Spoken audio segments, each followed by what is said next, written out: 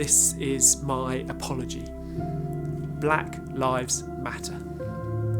Like Rodney King, 1991, taser with a 50,000 volt stun gun, then 15 minutes on the end of an LA police baton to endure, and then despite broken bones and a skull fracture, can't we all just get along? Was his surviving implore, but no. Oscar Grant, restrained, prone, face down as onlookers saw he was shot in the back by a cop. Who knows what for, but instead of murder, it's involuntary manslaughter. You'd think the protests and riots would turn the tide in the racism war, but no. That was before Trayvon Martin shot 65 metres from his own back door. No justice, no peace, thanks to the stand your ground law. Wounds still hurting, pain still raw. Then John Crawford shot by the cops in a Walmart store. Ahmaud Arbery gunned down for going for a run in Satilla Shores. The racial profiling we all abhor. An up-and-coming nurse, Brenna Taylor. So hashtag say her name so no one can ignore that cops smashed in her door, then bullets tore despite no sign of the person the warrant was for.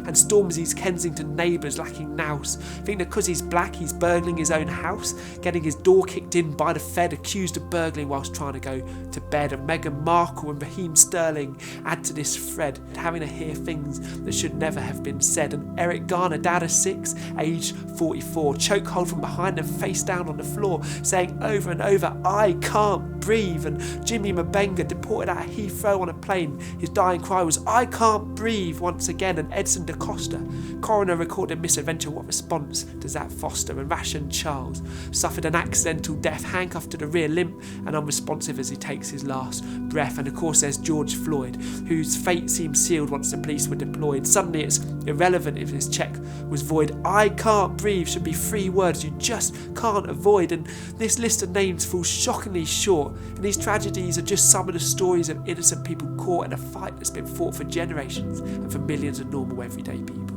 "I can't breathe" is not just a cry of one dying guy on a Minneapolis street, but the heart hymn of all in humanity who are suppressed, systematically set back by society and disadvantaged educationally.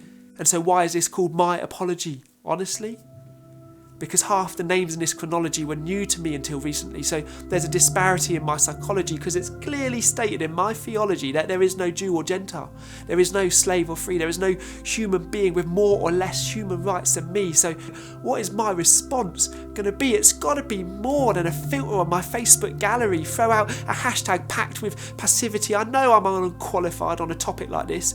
I know I've never experienced racial prejudice. I believe I need to open my mouth for the mute and speak up for the rights of the destitute. In humility, count others as more important than me. Strive for peace with everyone I see. So I'm going to challenge the discrimination indiscriminate, the societal racism so ignorant and belligerent. My silence in the past means that I'm no longer innocent. So join me.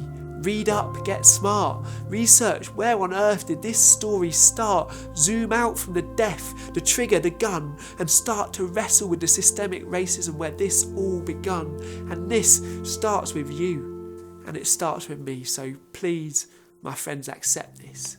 This is my apology.